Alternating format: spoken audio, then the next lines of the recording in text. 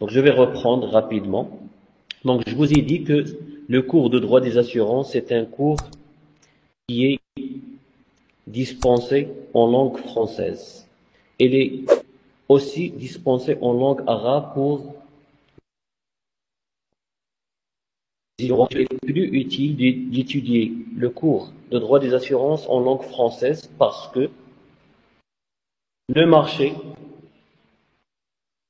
du travail, les entreprises d'assurance, les assureurs travaillent généralement en langue française. Cela d'une part. D'autre part, vous allez découvrir avec moi que le droit des assurances, c'est un droit qui est issu directement du droit des assurances français. Vous allez aussi découvrir qu'il y a un certain nombre d'articles qui n'ont pas changé, qui ont été copiés-collés de la législation française.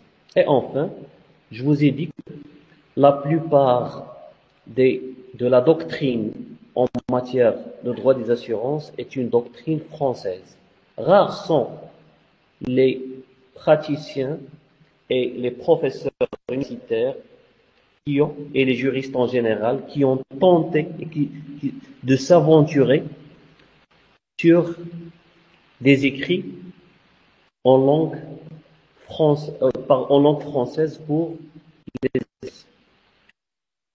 Donc, cela dit, on va passer maintenant du pourquoi du secours, autrement dit, quels sont les objectifs que je vise à travers ce cours. Donc, il faut savoir que la matière de droit des assurances est une matière unique en son genre. C'est une matière qui n'est pas semblable aux autres matières. Il s'agit d'une matière beaucoup plus technique que théorique, beaucoup plus pratique que théorique.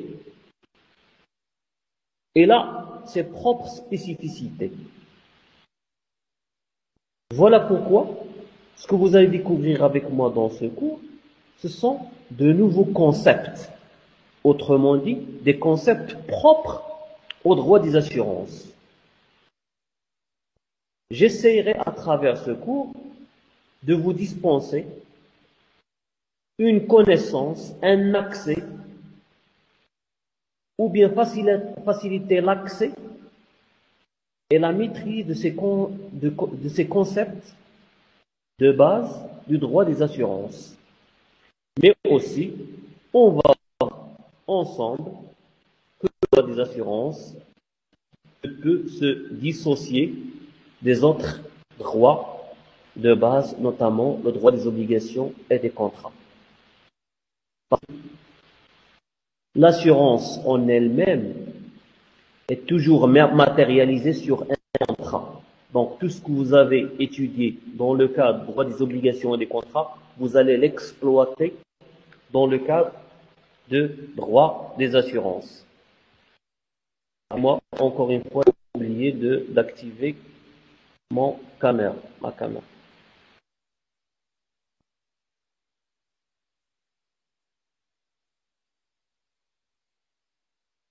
Donc, cela d'une part. D'autre part, deuxième objectif, c'est de vous pousser à réfléchir et avoir une réflexion critique. Une réflexion critique sur l'ensemble des dispositions juridiques, sur l'ensemble des dispositions à la fois légales, mais aussi réglementaires qui régissent la matière. Tout en se référant aux applications jurisprudentielles de ces dispositions juridiques. Chaque fois que l'occasion va se présenter, vous serez sensibilisé à des questions d'actualité, qu'il s'agisse de jurisprudence ou bien des réformes qui sont en train d'être apportées à la législation du droit des assurances. Vous savez très bien que le Maroc a entrepris depuis quelques années des démarches pour implanter l'assurance Takaful, qui est l'assurance islamique. Et pour pouvoir implanter cette assurance au Maroc, il a fallu modifier, il a fallu réformer, apporter un certain nombre de modifications au droit des assurances. Donc vous serez sensibilisés sur l'ensemble de ces questions qui font l'actualité de droit des assurances. Donc là, ce sont les objectifs de ce cours. Qu'est-ce que vous devez maîtriser pour pouvoir comprendre la matière comme il se doit? C'est ce qu'on appelle les prérequis. Chaque étudiant, pour pouvoir maîtriser et comprendre la matière du droit des assurances, doit avoir une bonne connaissance des droits des obligations. Ça veut dire, d'ailleurs, des obligations et des contrats. Parce que, comme je viens de dire, l'assurance est toujours matérialisée par un contrat. Donc, tout ce que vous avez étudié dans le cadre du droit des obligations et des contrats, vous allez l'exploiter dans le cadre du droit des assurances. Une belle partie de ce cours est réservée au contrat d'assurance. D'ailleurs, la plupart des écrits sur le droit des assurances s'attardent généralement sur le contrat d'assurance. Mais le droit des assurances ne peut être réduit à un contrat. Il y a d'autres axes, d'autres volets qu'il faut connaître. Mais on dit que puisque l'assurance est toujours matérialisée à travers un contrat, vaut mieux maîtriser comment doit être formé ce contrat, comment doit être exécuté ce contrat, comment on sanctionne l'exécution de ce contrat, quels sont les mécanismes de l'action directe si jamais il y a un problème entre l'assureur, l'assuré et les bénéficiaires, ainsi de suite. Donc, le droit des assurances fait constamment référence à tout ce qui a été prévu par le daïr des obligations et des contrats. Maintenant, quel est l'intérêt de cette matière?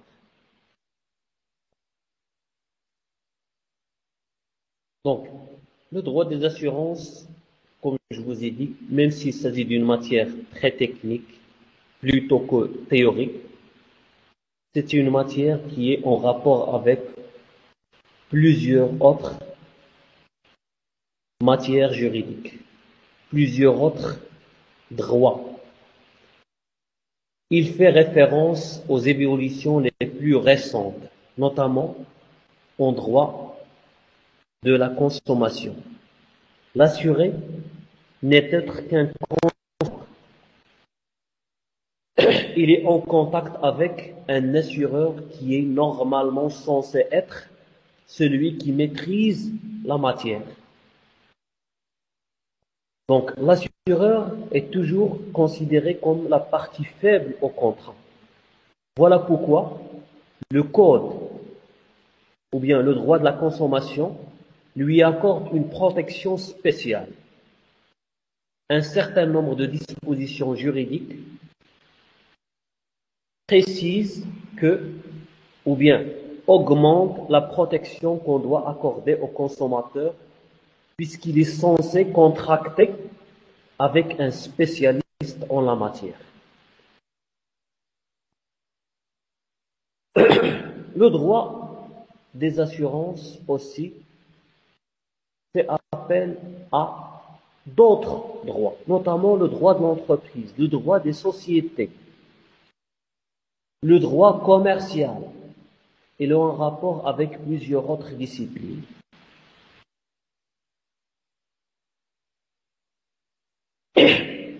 On ne va pas détailler maintenant, mais attendre que l'occasion se présentera pour que vous puissiez découvrir avec moi, pour qu'on puisse découvrir ensemble quelles sont les interférences qu'a le droit des assurances avec les autres matières de droit. ne sais pas pourquoi la ne marche pas.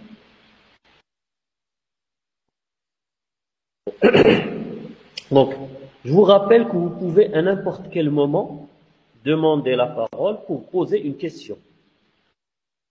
Donc, nous sommes en direct, n'hésitez pas à poser une question, bien des questions, ou bien demande d'éclaircissement sur un point sur lequel je peux passer rapidement.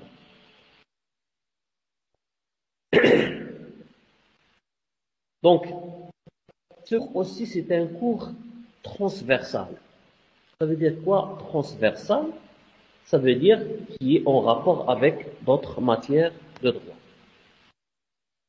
Il s'agit, comme je le précise ici dans ma présentation, d'une occasion unique pour tout étudiant pour intégrer la problématique des risques dans la responsabilité sociétale de l'entreprise. Donc, cette notion de risque est une notion capitale en droit des assurances. C'est sur cette notion qu'on pose tout le droit des assurances. Toute la responsabilité de l'entreprise est en rapport avec les risques qu'encourent les assurés. Chaque fois que les risques sont importants, le nombre des assurances va augmenter. Mais la responsabilité de l'entreprise peut être énorme si jamais les risques se réalisent. Deuxième point, il s'agit d'une occasion unique aussi pour un étudiant pour approfondir et mettre en pratique des notions fondamentales de droit des obligations. Je l'ai déjà expliqué dans la diapositive précédente et je vous ai dit que vous serez amené à utiliser tout ce que vous avez étudié dans le cadre de la matière de droit des obligations et des contrats et vous allez exploiter tous les concepts de base dans le droit des assurances, notamment pour le contrat d'assurance. C'est une occasion unique pour aborder le droit spécifique des assurances. Domaine privilégié d'interaction du domaine contractuel avec l'ordre public. Tout simplement parce que les assureurs sont contrôlés par l'État. Il y a un organisme étatique qui contrôle le travail des assureurs. Voilà pourquoi on dit que l'ordre public est présent en matière d'assurance. C'est une occasion aussi pour situer la place de l'assurance dans les divers systèmes d'indemnisation des victimes. Donc, à quoi bon nous allons contracter une assurance? C'est dans le but d'avoir une indemnité correspondant au sinistre que nous avons vécu, que nous avons subi, pour pouvoir compenser les pertes que nous avons subies. Donc, c'est ce qu'on appelle l'indemnisation des victimes. Cette indemnisation reprend le nombre de règles que nous allons découvrir ensemble lorsque l'occasion va se présenter dans le cours qu'on va dispenser. Donc, maintenant, je vais m'attarder sur les règles à respecter et l'évaluation de ce cours. Donc, je vous invite toutes et tous à être présents au cours à l'heure exacte. Aujourd'hui, on a eu quelques difficultés pour démarrer à l'heure. Mais je vous rassure que à partir de la séance prochaine, Inch'Allah, on va toujours être. Donc, essayez vous aussi d'être ponctuel parce que le professeur note les noms des étudiants qui sont présents, mais aussi les étudiants qui sont actifs. Et cela a une récompense à la fin de ce. Je vous avise dès maintenant que tout est enregistré. Vous êtes enregistré. Le cours est enregistré. Vous pouvez toujours le revoir une autre fois si vous voulez. Et comme je viens de dire, les étudiants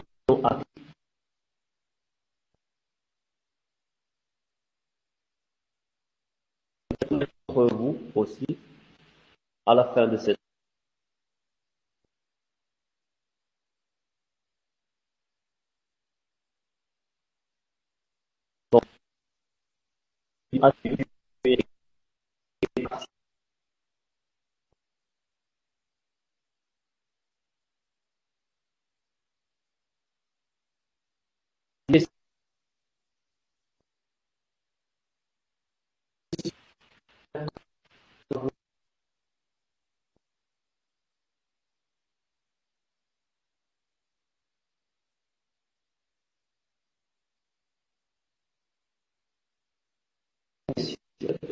session sera avec un écrit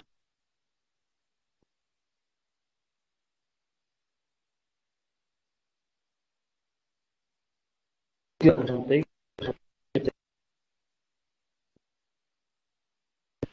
qui va présenter aborder le cours proprement. Maintenant,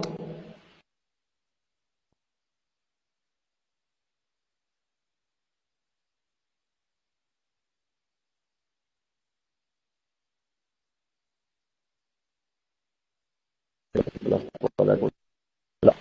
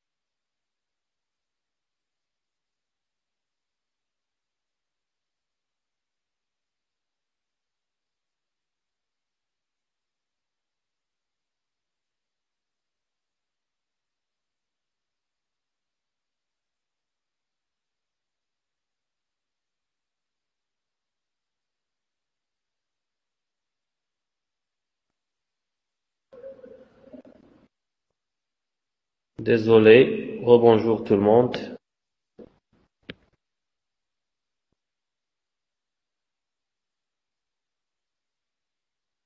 Rebonjour tout le monde, désolé, je me suis encore une fois déconnecté parce que ça se bloque. Donc, permettez-moi d'activer mon caméra.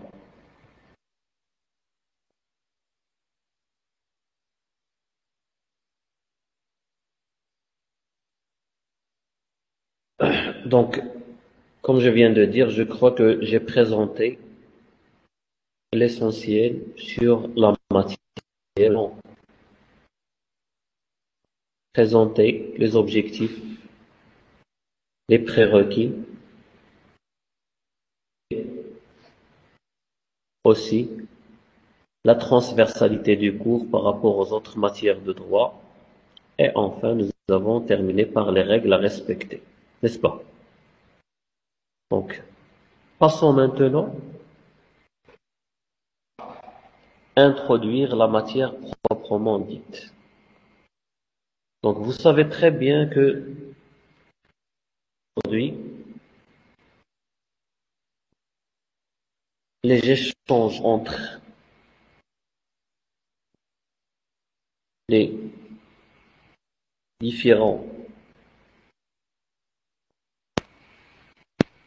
habitants, que ce soit nationaux ou bien internationaux, il y a un accroissement énorme des échanges, des techniques. Il y a des développements d'activités économiques privées et publiques énormes. L'être humain se déplace avec une acuité énorme. Automatiquement, les risques augmentent par rapport à l'activité, par rapport à la vie et la sécurité de l'être humain. Voilà pourquoi l'assurance est devenue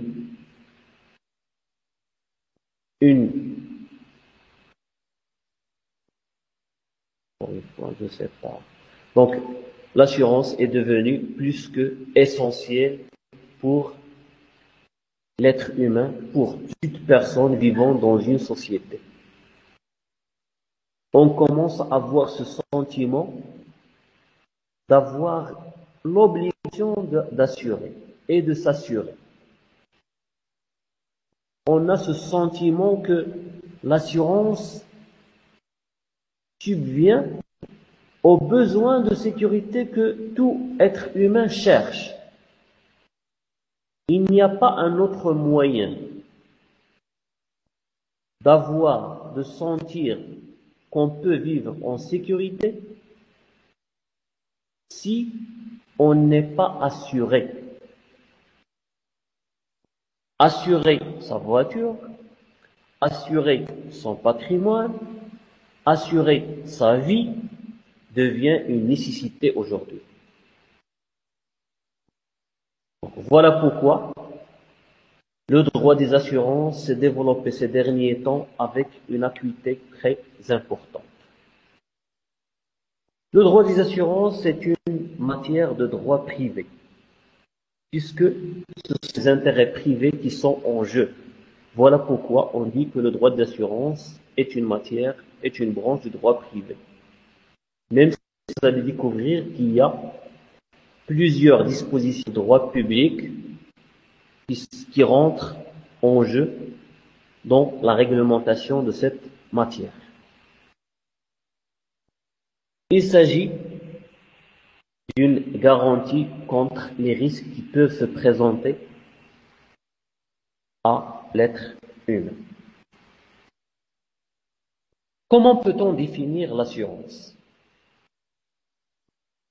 Étymologiquement parlant, l'assurance vient du terme assicuratio, du latin, qui veut dire tout simplement assurer la sécurité, ou bien rendre sûr libre de tout souci. On libère notre cerveau, notre pensée, des soucis qui peuvent se présenter. Ou bien, c'est mettre à l'abri d'éléments qui viendraient perturber la tranquillité et la sécurité de l'homme. Il s'agit d'une définition d'ordre général que vous pouvez trouver sur des dictionnaires pour définir qu'est-ce que assécuration.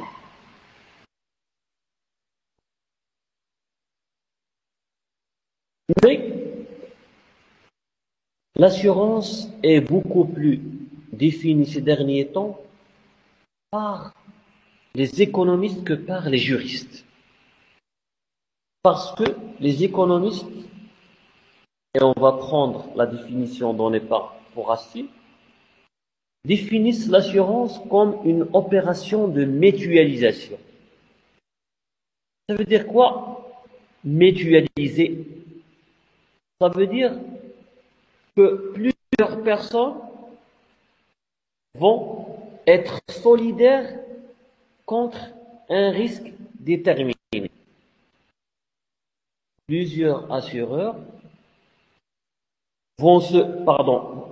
plusieurs assurés vont se regrouper pour être solidaires si jamais il arrive un risque à une personne déterminée. Ils vont tous participer pour indemniser celui qui a subi le risque ou bien celui qui a été touché par le sinistre. Bien à la définition de Forasti qui précise c'est une mutualisation des risques et de solidarité par laquelle un individu, moyennant une contribution, acquiert par lui ou pour un tiers un droit à prestation en cas de réalisation de risque.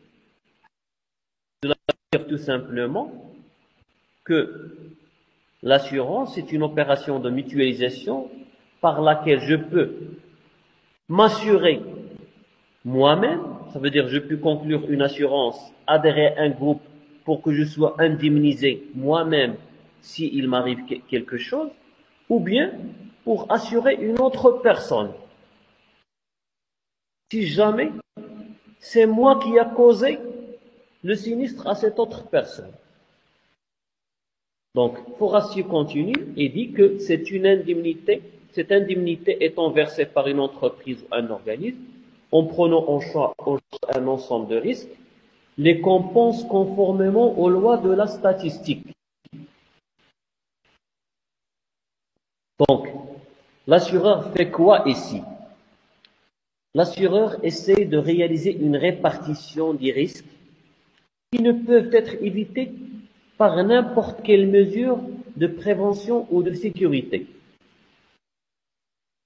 Que le risque zéro n'existe pas, et tout le monde le sait, il n'y a pas le risque zéro, on ne peut pas éviter la survenance d'un risque déterminé, on ne peut pas arriver à anéantir tous les risques, raison pour laquelle l'assurance existe. Donc l'assureur essaie de répartir la charge sur l'ensemble des assurés. Ces différents assurés sont regroupés en fonction du type de risque encouru afin qu'ils puissent opérer entre eux une compensation. Si vous avez subi un risque, ce sont les autres qui vont vous indemniser. Et moi, qu'est-ce que je vais faire en tant qu'assureur? Je vais gérer. Donc, ce qui incombe à l'assureur, c'est quoi? Donc, ce qui lui incombe, c'est le fait d'essayer d'adapter, bien sûr avec l'aide des spécialistes, des mathématiciens, des statisticiens, des experts, des auditeurs, essayer d'adapter au plus juste le montant de ces primes que vont payer les assurés au risque qu'ils vont endurer. Autrement dit, l'assureur, eh bien, cette opération répond parfaitement aux exigences économiques pour la protection des personnes, de leurs biens, de leur investissement, contre tout risque de perte, de détérioration ou bien une perte, on peut parler même des pertes humaines. Ça veut dire si jamais ils trouvent la mort, ils seront toujours indemnisés.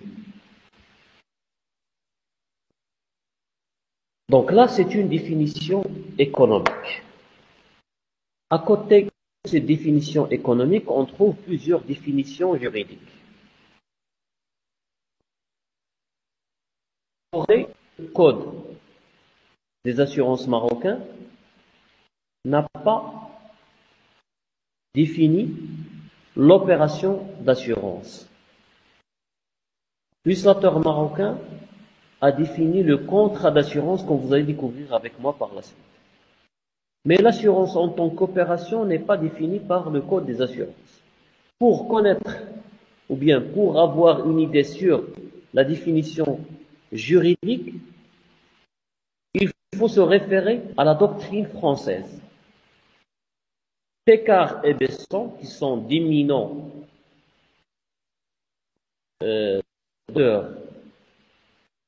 qui se sont spécialisés dans le droit de l'assurance, précisent que l'assurance est une opération par laquelle une partie, qui est l'assuré, se fait promettre. Donc c'est une promesse. Moyennant une rémunération, la prime, une prestation par une autre partie, qui est l'assureur, en cas de réalisation d'un risque. Donc on voit très bien que lorsqu'on définit l'assurance, on trouve qu'il y a trois protagonistes, trois acteurs principaux. L'assuré, l'assureur et celui qui va bénéficier de cette assurance.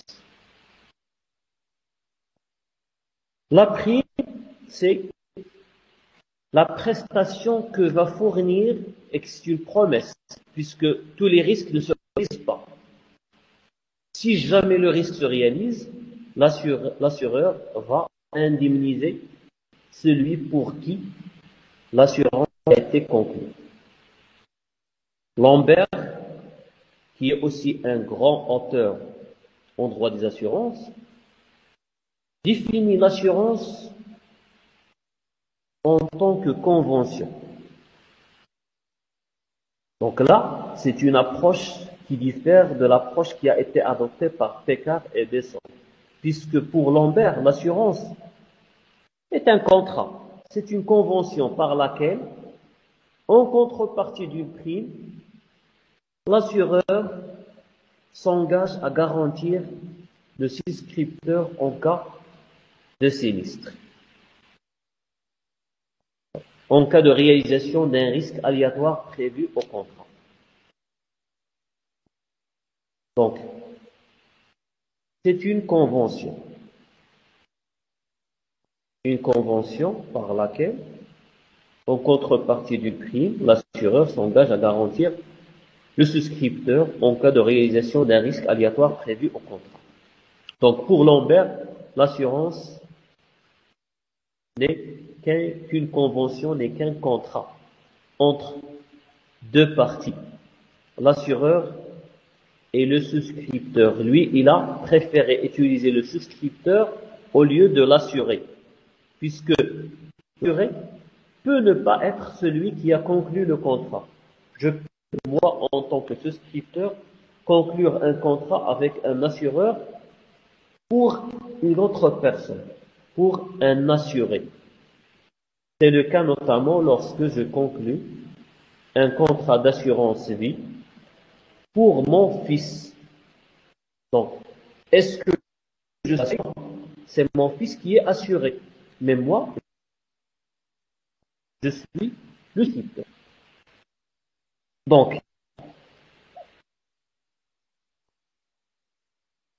D'autres, comme Albert Schofton et Joseph Aymar, présentent une autre définition pour l'assurance. Et c'est une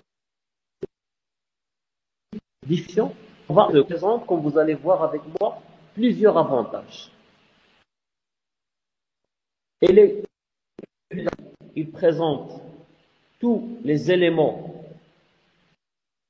à vrai dire, de l'opération d'assurance.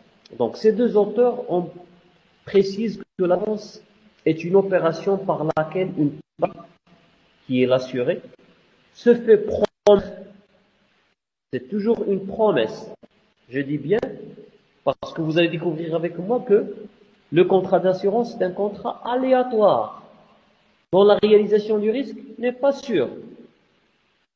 Donc là, il se fait promettre, moyennant une rémunération fixée d'avance, lui, il va rémunérer en avance l'assureur.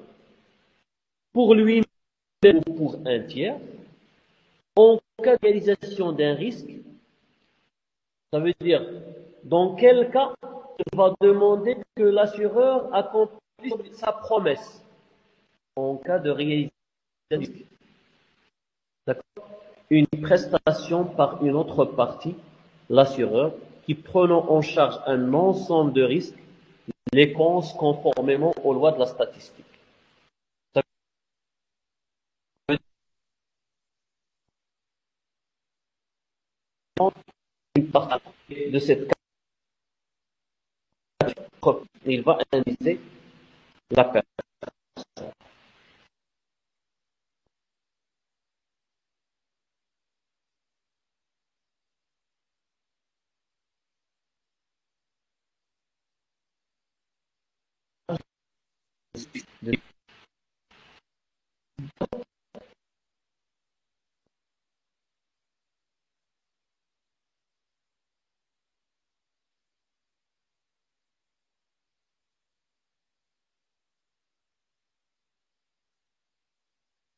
Tout d'abord, je viens de dire que cette définition de Emma présente plusieurs avantages.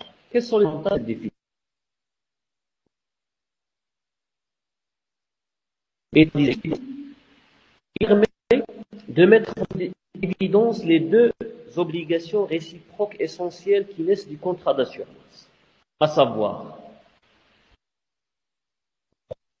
premier à l'assuré, il doit payer la prime, il doit payer cette prestation, cette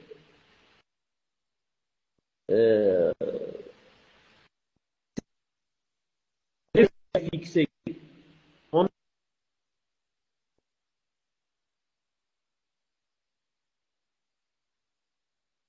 montant ou bien le scripteur pour qu'il soit assuré. Deuxièmement, la prise en charge du sinistre par l'assureur lors de la réalisation du risque. Ça veut dire, l'assureur ne va accomplir son obligation que si le risque se réalise. Avant de préciser qu'il reste. C'est une promesse. Il n'est pas à présenter une indemnité, une rémunération que si le risque se réalise. Deuxième avant cette définition présentée par Emma, il peut s'appliquer à toutes les variétés d'assurance privée. Ça veut dire qu'il s'agit d'assurance mutuelle ou bien assurance de personnes. Et nous allons avoir l'occasion pour définir et distinguer entre qu'est-ce qu'une assurance mutuelle et qu'est-ce qu'une assurance de personnes. Mettre en valeur, il permet de mettre en valeur les trois éléments d'assurance, à savoir la prime, le risque et la prestation de l'assureur. Donc, la prime qui est à la charge de l'assuré, la prestation qui est l'indemnité et le risque qui est l'élément aléatoire. S'il se réalise, on va demander à l'assureur obligations vis-à-vis.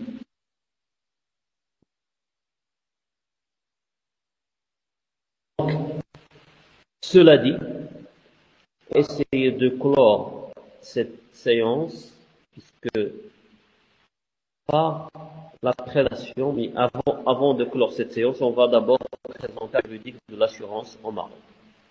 Donc le cadre juridique de l'assurance, c'est d'abord le code des assurances.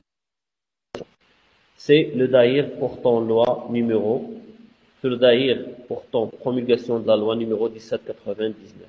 Donc je vous invite tous et toutes à télécharger la dernière version du code des assurances, à savoir la loi 1099. Parce que cette loi, si elle est promulguée en 2002, elle a subi plusieurs modifications.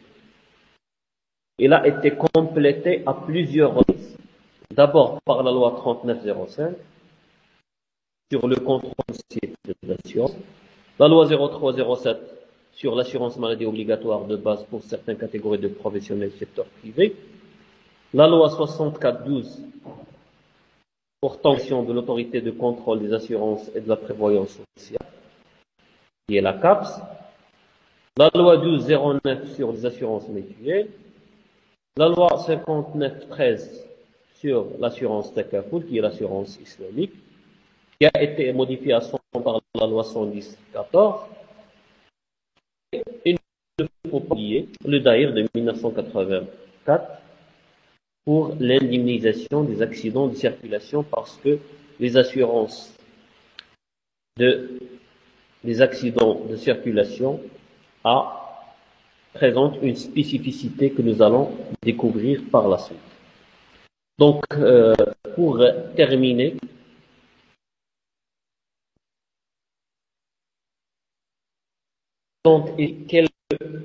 comme je viens de dire, pour terminer, bibliographiques sur lesquels vous pouvez vous baser pour pouvoir développer des connaissances en la matière, pour pouvoir s'ouvrir sur d'autres horizons. Donc, Jean Bigot, qui est un éminent auteur, présente un traité de droit des assurances avec plusieurs autres auteurs. Bernard Mier, Muriel Chanier, Sabine Abradal, Agnès Pimper, mais il y a aussi des auteurs marocains comme Sarah Zohir, qui a préparé un doctorat sur le contrat d'assurance et qui l'a publié en 2016. Vous avez aussi Zolia qui présente aussi rédigé un doctorat sur le droit de l'assurance, mais c'est un ouvrage un peu ancien, donc on n'allait pas avoir dans cet ouvrage toute la modification qui a été apportée au droit des assurances. Donc voilà, bref et précis, c'est cette test dans laquelle vous avez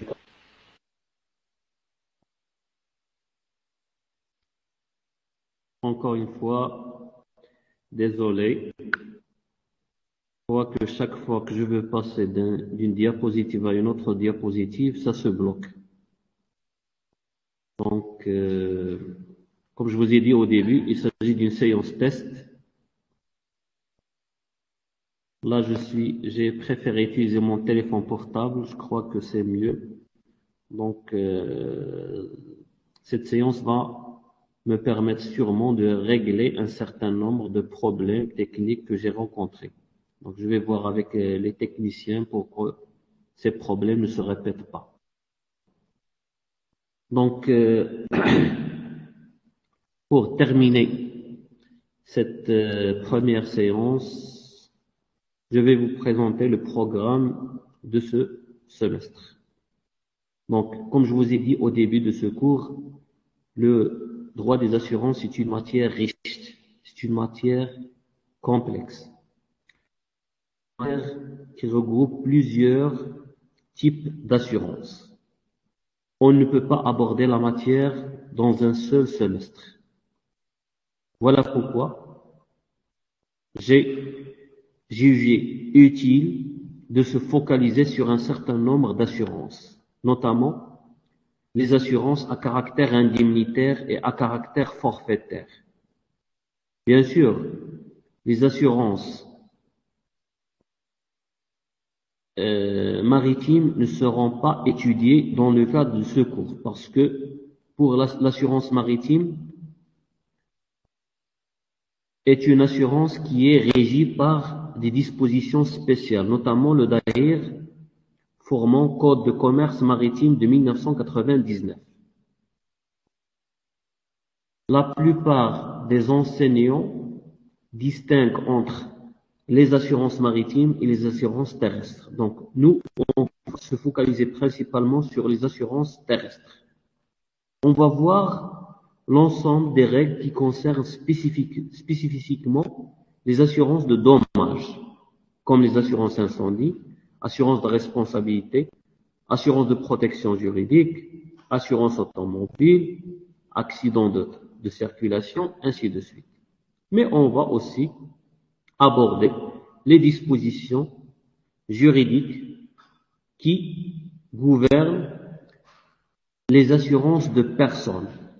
Parce que dans les assurances terrestres, on distingue aussi entre assurance dommage et assurance de personnes. Assurance vie, assurance maladie, ce sont des assurances de personnes.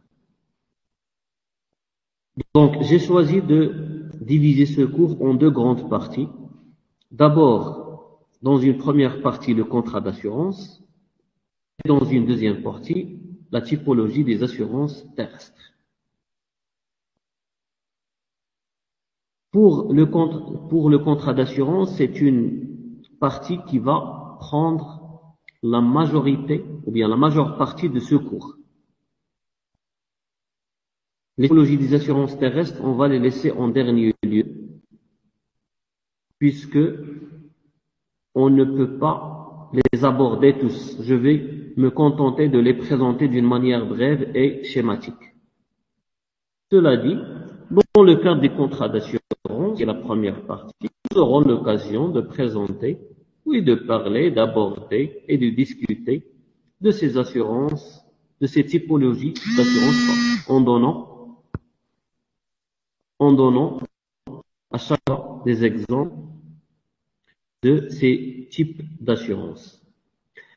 Donc voilà, c'était ma dernière diapositive. Le cours sera toujours présenté le vendredi de 10h à 11h. Nous avons tous jugé que on ne peut pas dépasser 1 heure de présentation à travers ce moyen parce qu'il est difficile de suivre à travers un écran plus de les spécialistes disent 45 minutes, nous on va aller jusqu'à 1 heure. Elle est déjà 11h10. Donc j'espère que tous les problèmes qui se sont présentés aujourd'hui ne se présenteront pas la prochaine fois. Avant de clore cette visioconférence, j'aimerais savoir est-ce que vous avez des questions, des suggestions. Donc je vous écoute. Donc n'hésitez pas à activer votre micro et de me poser votre question ou bien de commenter. Alors, je vais clore cette première séance. Je vous remercie infiniment de votre attention. J'espère que ces problèmes ne se présenteront pas. J'espère résoudre tous les problèmes techniques la prochaine fois. Donc, merci infiniment de votre patience, de votre collaboration, de votre écoute. On se donne rendez-vous la semaine prochaine, même heure, je crois. Donc, de toute façon, vous aurez l'annonce sur la plateforme. Allez, à très bientôt.